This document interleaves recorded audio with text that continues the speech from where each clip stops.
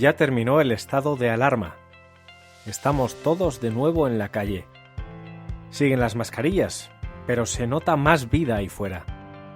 Van llegando las vacunas y todo regresa de algún modo a la normalidad, o eso nos dicen. El caso es que ahora que acabamos de celebrar el primer año tras el inicio del confinamiento, queremos hacer un balance. No queremos olvidar, queremos recordar. Hablaremos con dos especialistas médicos que nos van a dar algunas claves sobre cómo han vivido las familias, las personas, esta oleada de cierres, restricciones y crisis sanitarias. Sin olvidar nada, sin censurar nada, vamos a intentar sacar lo positivo de esta situación. Nos adentramos ya sin más en otro episodio de La Vereda de la Estrella.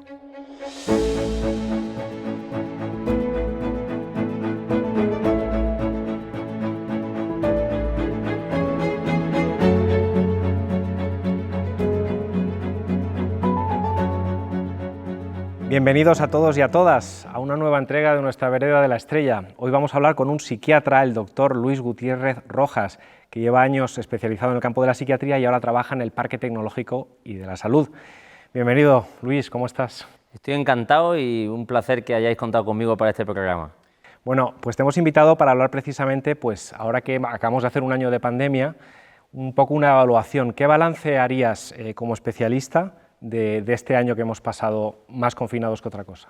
Bueno, está claro que el balance es un poco negativo, ¿no? La gente lo ha pasado francamente mal y aparte de todos los problemas de índole económico, social, pues ha habido grandes problemas de salud, ¿no? Y muy especialmente de salud mental. Ahora se está hablando que viene una nueva oleada, quizás de todas las personas que han estado confinadas y que ahora están saliendo y les está costando salir, a pesar de ya estar vacunadas muchas de ellas o a pesar de que ya hay mucha menos situación de peligro. La gente se ha acostumbrado a estar sola, se ha acostumbrado a juntarse poco, se ha acostumbrado a la distancia de seguridad y eso hace que en algunas personas que sean más frágiles, más vulnerables, hayan aparecido pues síntomas de ansiedad, síntomas de depresión y ciertas conductas de aislamiento que claramente son perjudiciales, ¿no? Y bueno, yo lo que espero es que ahora que empezamos en una nueva fase, pues podamos ayudar a las personas que lo están pasando mal para que vuelvan a recuperar la vida que tenían antes del inicio del confinamiento.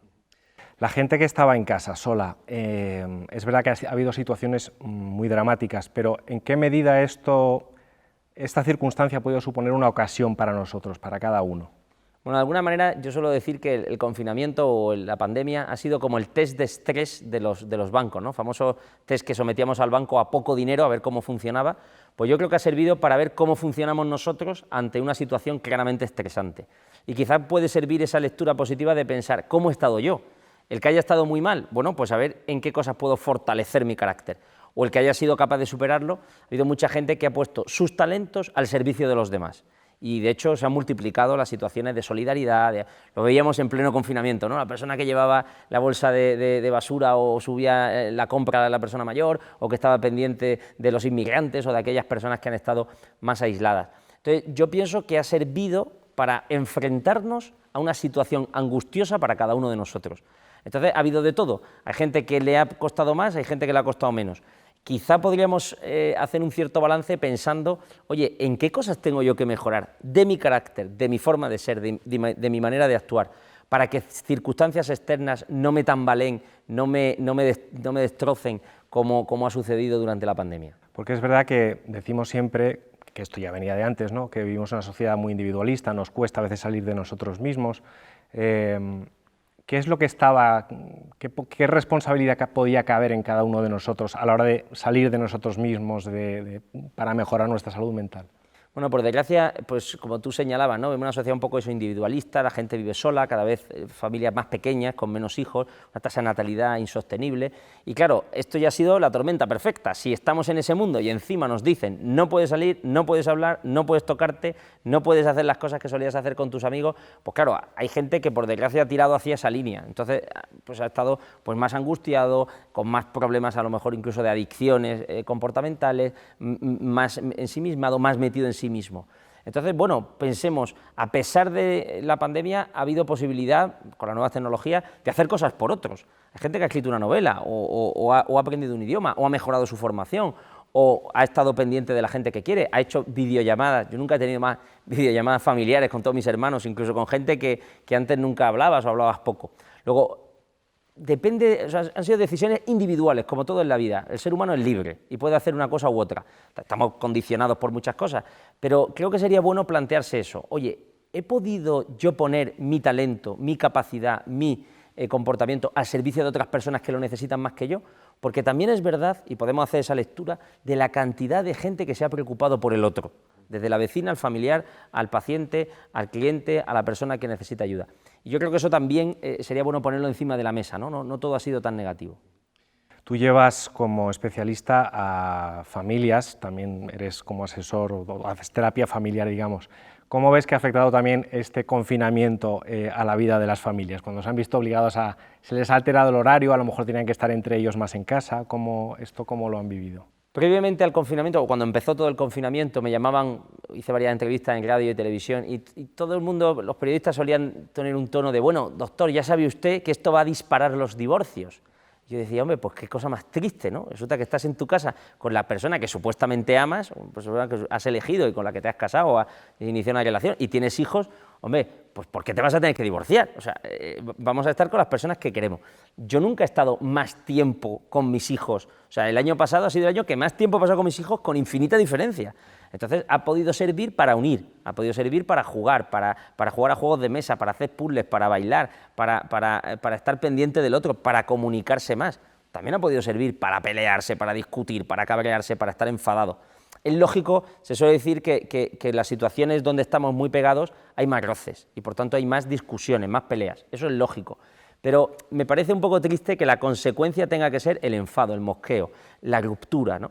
Entonces, bueno, podíamos pensar o podíamos tener la lectura positiva de que este confinamiento, este pasar mucho tiempo juntos, sirva para descubrir al otro. En el caso de las personas, la persona con la que uno está casada o sus hijos. También descubrirse a uno mismo, ¿no? Porque yo creo que, y esto es algo de lo que hablas tú mucho, el tema de los límites, cómo no nos conocemos a nosotros mismos, sino conocemos nuestros defectos, hay nuestros límites, y eso en la convivencia salta, ¿no? Echamos muchas veces balones fuera sobre nuestra propia responsabilidad, ¿no? Yo creo que el pensamiento humano se suele decir que es dialógico. Dialógico quiere decir que necesita al otro para ser completado. O sea, si yo me fuera a una isla desierta, como Robinson Crusoe, y estuviera allí un año entero solo, me conocería muy poco. Hace falta una cierta reflexión, pero uno se va a conocer poco pensando, uno se conoce mucho más hablando. De hecho, las personas que tienen más amigos, más relaciones humanas, más extrovertidas, que son personas que se conocen bastante, porque el otro, decía Sartre, que es un filósofo muy optimista, decía, el infierno son los otros, porque los otros nos dicen cosas que no nos gustan escuchar. Tienes este defecto, ayer te equivocaste, me has hecho daño. Entonces, es importante escuchar lo que los otros dicen de uno, porque eso nos va a servir para conocernos mejor. La opinión ajena no es la más importante, pero muchas opiniones ajenas sirven para que tenga uno una visión del cuadro infinitamente más madura, más coherente. Creo que nos conocemos en general poco, creo que nos cuesta mucho enfrentarnos a las partes oscuras de nuestra forma de ser, a las cosas que no nos gustan de nosotros, a las cosas que nos incomodan. Como esto es una televisión con un espíritu cristiano, transmitiría que la confesión es una buena manera de conocerse, porque es una manera de señalar el defecto, el pecado, lo que has hecho que no te gusta. Y en este mundo tan individual que señalabas antes, hablamos muy poco y no queremos que nadie conozca nuestras cosas malas, ¿no? Entonces, claro, eso hace que al final no nos conozcamos. Al no conocerte, pues no te vas a poner metas ni objetivos asequibles a tus capacidades. Eso es interesante. ¿Por qué la ausencia de conocimiento hace que te distancies de ti mismo? O sea, ¿por qué no te pones metas si no te conoces? Claro, cuando uno se conoce poco puede equivocarse en ambas direcciones. Yo siempre digo, puedes caer en el pesimismo o la ingenuidad. ¿Qué dice el pesimista? No valgo para nada. ¿Qué dice el ingenuo? Valgo para todo. Pues ni para nada ni para todo, valdrás para algo. ¿Y qué es? Lo que tienes que descubrir. Y lo descubres muchas veces en familia, con personas que te quieren, con personas que te conocen. Psicología positiva, que es a veces muy perjudicial. Puedo conseguir todo lo que quiera en la vida. Tengo un objetivo, tengo una meta, me esfuerzo y lo consigo. No te entiendes estupidez. Porque todos estamos condicionados por nuestro físico, por nuestro psíquico, por nuestra biología, por nuestro dinero, por nuestra cultura. Al otro lado, ¿qué sucede? Que cuando una persona ha fracasado, pues entra en circuitos deprimentes. Nunca me sale nada, todas las parejas me dejan, todos los trabajos me echan, no consigo esforzarme, siempre suspendo. Y entonces entras en una barrera de autodestrucción. Total, para no hacer nada, pues me quedo aquí, me tumbo, me dedico a jugar a este juego, a estar enganchado a internet o no hacer nada. Estos son nuestros dos grandes peligros. Conocerse poco hace que uno no tenga capacidad para poder enfrentarse o para poder ponerse metas asequibles. Y esto en las familias ha tenido que saltar sí o sí. ¿Qué es lo que más te has encontrado tú en consulta de casos en este tiempo? Hay una frase que me gusta mucho que dice: la familia es el lugar donde una persona aprende a amarse. Es decir, en las familias no hay excusas. Esto que decíamos de conocerse poco, mucho. Como dice la madre, le conozco como si lo hubiera parido. Porque claro, lo has parido, es tu hijo, lo has visto en su ser en todos estos años. Entonces sabes cómo es y sabes cuáles son sus defectos. Lo que me he encontrado muchas veces en las familias y en esta situación de confinamiento, pues ha sido precisamente eso, ¿no?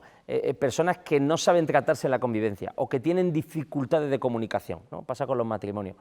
A veces uno tiene una visión negativa o equivocada de lo que es la comunicación. Parece que comunicación es, vamos a hablar de las cosas malas, ¿no? Dicen de broma que lo peor que te puede decir tu mujer en la vida es tenemos que hablar.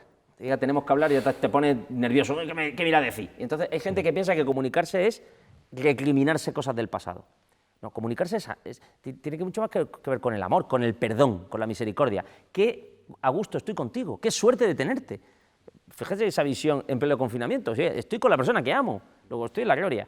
O al revés, esto es un infierno porque hay que estar todo el rato echándose en cara las cosas que no me gustan del otro, que es la mejor manera de discutir. Luego, repito, todo depende de la libertad, de las decisiones que tomemos y de la estabilidad afectiva y sentimental que uno haya sido capaz de alcanzar. En este sentido, tú aprecias mucho el valor del humor, del sentido del humor, ¿no?, para salir de estas crisis, ¿no? Tomárselo todo con un poco de ironía, no tomarse en serio tanto a uno mismo, ¿no?, decías. De alguna forma, cuando durante muchos años estuve dedicándome a hacer monólogos de humor, y siempre empezaba diciendo, me llamo Luis Gutiérrez Rojas y no pronuncio la R, menos mal que mis padres no me pusieron Curro o Ramón, pues ya hubiera sido la bomba, ¿no? Entonces hacía muchas bromas con la R. Creo que es una manera utilizada de reírse de uno mismo. Creo que todos tenemos defectos, ya lo decían los clásicos. Aquiles, un guerrero griego, guapo, de gimnasio, cuadrado, tenía un talón. Le pegas en el talón, te lo cargas. Todas las personas tenemos defectos. Entonces, solemos tapar los defectos. A mí no me pasa nada malo, no me arrepiento de nada, nunca he hecho nada equivocado. Eso es una manera bastante inmadura. Una manera madura es el humor. Ríete de ti mismo, da igual. Está claro que tú no tienes ni un pelo de tonto y el otro pues tendrá una cosa que no te gusta. ¿Qué más da? De alguna forma, el que acepte su defecto y se acerque a él con cierta ironía, con cierto sentido del humor, va a ser muy mortal. Porque cuando las personas se conocen poco y sus defectos los conocen, no los aceptan, cuando alguien nos señala el defecto, nos destroza, propio de nuestro mundo. Las críticas estas de internet me machaca vivo, porque no acepto lo que no me gusta de mí. Luego, el humor creo que es una herramienta buenísima para poder alcanzar cierta estabilidad en salud mental. Aceptar mis dificultades, mis defectos, mis fracasos de una forma optimista. Pues Luis, muchísimas gracias por venir y ser el primero en donarte para venir con nosotros. Ha sido un placer tenerte. Muchas gracias a vosotros, me encanta más vuestro eslogan, la Vereda de la Estrella, que es uno de los sitios más míticos de Granada para poder hacer senderismo, o sea que espero que nos podamos encontrar en futuros programas y que nos veamos en otros eventos. Y tras pasar por la consulta del doctor Gutiérrez Rojas, nos hemos querido acercar a lo que ha sido la primera línea de batalla contra el coronavirus. Vamos a hablar con Eduardo Redondo, que es jefe de servicio del aparato digestivo en el Hospital Virgen de las Nieves. Le preguntaremos acerca de su experiencia como padre de familia numerosa en aquellos primeros meses de pandemia. Eduardo Redondo, muy bienvenido. Muchas gracias por tenerme aquí. Bueno, queremos hacer contigo un balance y recordar cómo fue ese inicio de la pandemia en el hospital. Tú que has estado ahí en primera línea, ¿cómo lo recuerdas? Sobre todo esos primeros días. Bueno, la historia de la pandemia ha sido la historia de cada una de las olas que hemos vivido en este tiempo. Y verdaderamente en esos primeros días lo duro fue la incertidumbre ante un enemigo que era absolutamente desconocido, porque la información que venía de China era opaca, e incluso podría decirse que excesiva, ¿no?, en cuanto a muchas cosas, ¿no? Y el miedo, de un miedo no solo al contagio mío, al contagio de mis compañeros, al contagio de mi familia, sino también a un posible colapso del sistema, ¿no? Porque un sistema hospitalario que se queda sin profesionales es un sistema, evidentemente está colapsado, ¿no? Entonces, como no poder atender a la emergencia que probablemente era la más grande de nuestra historia, probablemente no, ha sido la más grande de nuestra historia, ¿no? Entonces, ese fue la vivencia, ¿no? La vivencia fue de miedo, de incertidumbre también un miedo a la enfermedad y en algunos momentos también a la muerte, porque también vimos morir mucha gente en muy pocos días y muy rápido, ¿no? Después, con esta responsabilidad, con esta carga que tuviste como médico en el Virgen de las Nieves, al llegar a casa, ¿cómo era tu escenario?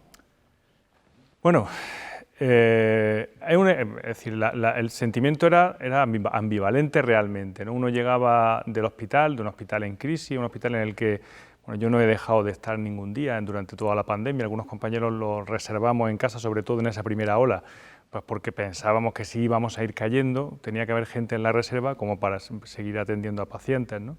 Entonces, yo siempre estuve yendo al hospital y cuando llegaba a casa había un doble sentimiento. El primero, cuando uno llega a casa, se encuentra a los hijos, a mi mujer, el orden, la comida hecha, como una tranquilidad, como un reducto, un paraíso en el que se vive ajeno al terror que está afuera, ¿no? Entonces era un sitio absolutamente reconfortante, ¿no? Es decir, para mí era como llegar a un puerto tranquilo, ¿no? Esa era, digamos, la sensación más predominante, pero luego efectivamente había otra que se asociaba, que era el miedo a yo estar contagiado y contagiarlos, ¿no? Sobre todo, todavía pensábamos que a los niños no les iba a afectar mucho, pero no se sabía, a ciencia cierta no había nada. Mi mujer pues, podía contraer la enfermedad. Entonces, luego todo el protocolo que hacíamos, ¿no? de quitarnos la ropa, lavarla a muchos grados, ducharnos. Yo, claro, no evité el contacto físico realmente, ¿no?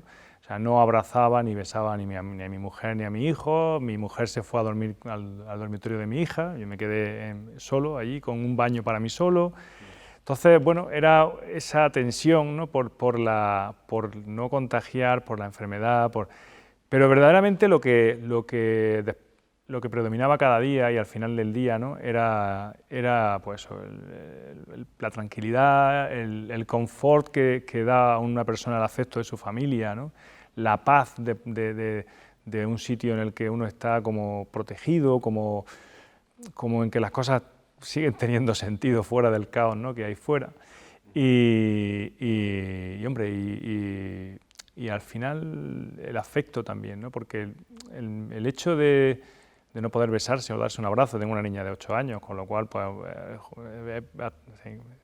Eso comentaste, te he oído comentar que fue una dificultad para ti, ¿no? O sea, sí. Realmente una forma de que tus hijos se pudiesen sentir amados sin contacto físico, que es muy importante. Totalmente, era una dificultad evidente que al principio me resultó absolutamente chocante, ¿no? Pero cuando uno, y partiendo de que somos seres vivos, seres humanos, y los seres humanos necesitamos el contacto físico porque somos así, ¿no? Partiendo de eso, es verdad que hay muchas formas de transmitirse o de transmitirse el afecto que no son necesariamente el abrazarse o el besarse, ¿no? Entonces yo recuerdo como la forma de mirarse, ¿no? De mirar a los hijos, de decirnos, nos hemos acostumbrado a decirnos más que nos queremos, ¿no? Esa es una consecuencia positiva de la pandemia. Ahora nos decimos muchas más veces al día que nos queremos, ¿no? Aunque ya no, evidentemente a esta altura ya nos abrazamos y nos besamos y todo eso, ¿no? Y tan al principio, con esa incertidumbre, con ese miedo, estando tú en primera línea, ¿cómo lo viviste con tu mujer? ¿Tu mujer no dijo en algún momento, pues, no sé, marchamos a otra parte, vamos a esperar a que esto se tranquilice? ¿Cómo lo hablasteis? Ella, nada, al revés, ella me sirvió como empujón, ¿no? A la hora de organizar, por ejemplo, mi servicio, de quién iba a quedarse primero allí, ¿no? Yo trabajo en una unidad de endoscopia, que es un sitio en el que por las características de las técnicas que hacemos, la posibilidad de contagio es elevada, porque hacemos técnicas, entramos por la boca, ¿no? El paciente tose, etcétera, entonces se genera mucho aerosol y tenemos mucho riesgo, ¿no? Entonces, a la hora de establecer quién iba a ir primero, que al final estuve yendo yo siempre, porque luego se fueron incorporando compañeros, pero no dimos refresco, ¿no? Porque ya vimos que necesitábamos estar todos, pero esas primeras semanas en las que estábamos uno solo en una unidad mía, que es muy grande, ¿no? Que tenemos probablemente 8 salas, normalmente 8 salas trabajando durante todo el día, ¿no? Claro, el que yo fuera el primero fue como obvio, ¿no? Es decir, pues, tú eres el responsable, bueno, en fin, era una persona sana, no, en fin, que no tiene muchos factores de riesgo, pero además era el responsable de esto y como que el responsable tiene que estar allí presente, ¿no? Es como el padre de familia en la casa, ¿no? Tienes que estar presente y demostrar, ¿no?, que podemos enfrentar eso sin miedo o por lo menos con prudencia, pero también con valor, ¿no? Entonces mi mujer en ese sentido, dentro de que es muy práctica también, y dijo, no, pues mira, yo me voy a dormir con la niña y tú estás aquí y tal, pero sí que lo hizo y fue un pilar esencial, porque a mí me dio calma. Ella vio que era el desafío, en fin, estas cosas que pasan, ¿no? Y dice, yo nunca no hubiera sido soldado, ¿no?, porque no valgo para la guerra, pero me ha tocado una guerra.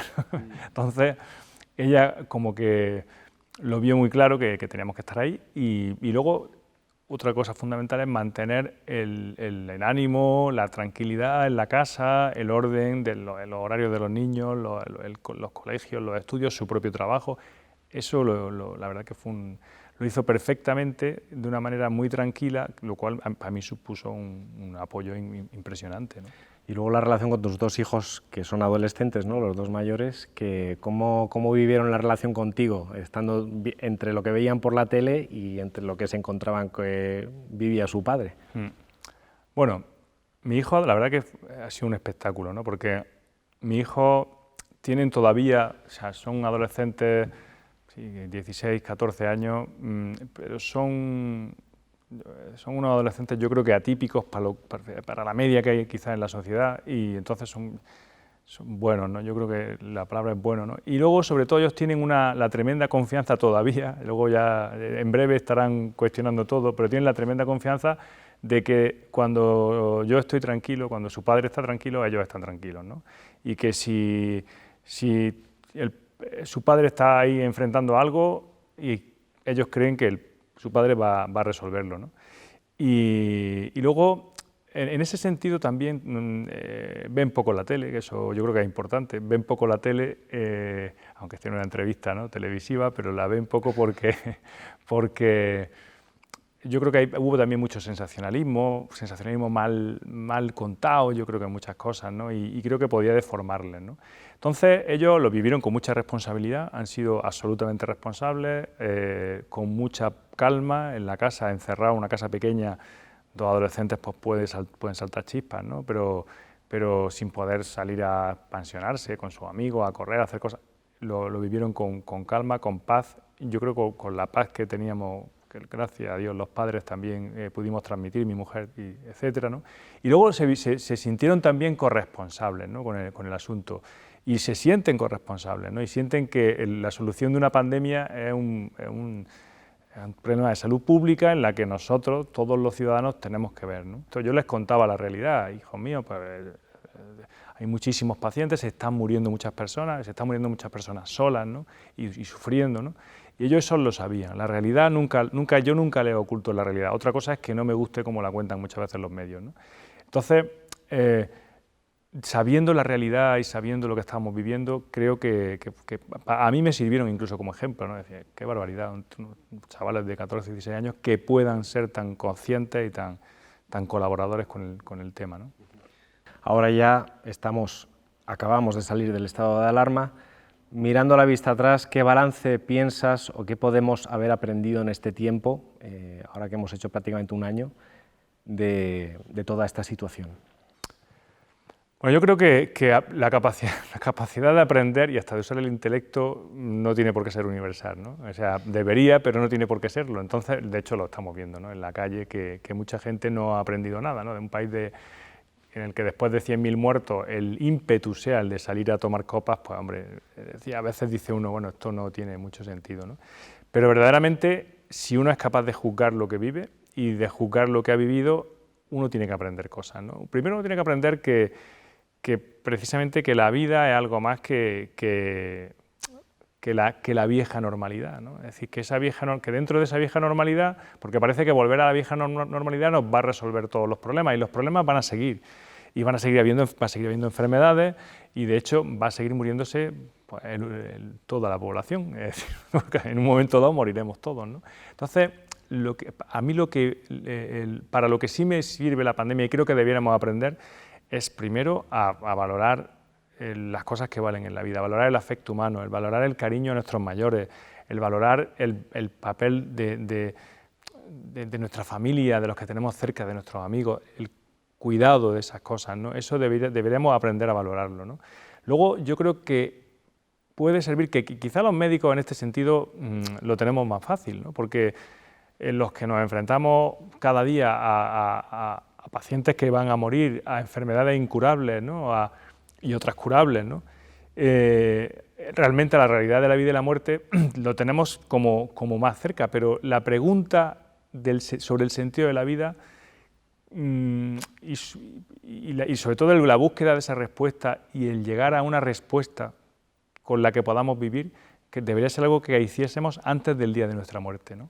Y algo que nos permitiese mirar con esperanza también a ese día de nuestra muerte, porque lo que tenemos seguro es el ahora y ese día, o sea, lo demás no sabemos, ¿no? Entonces, poder vivir con una respuesta de fe, ¿no? Y de esperanza ante esa realidad, creo que debería ser una de las cosas que tenemos que sacar de esta pandemia, ¿no? Y yo creo que, bueno, es decir, a mí me ha ayudado, ¿no? A mí me ha ayudado a intensificar eso, ¿no? A refrescar en mí esa necesidad de buscar esa respuesta, ¿no? Y yo confío en que a muchas personas también, y creo que la pandemia debería habernos enseñado todo eso. Pues nada, Eduardo, muchísimas gracias. Testigo de honor en primera línea de la pandemia y gracias por compartirnos también tu experiencia en familia. Ha sido un honor estar aquí, un placer.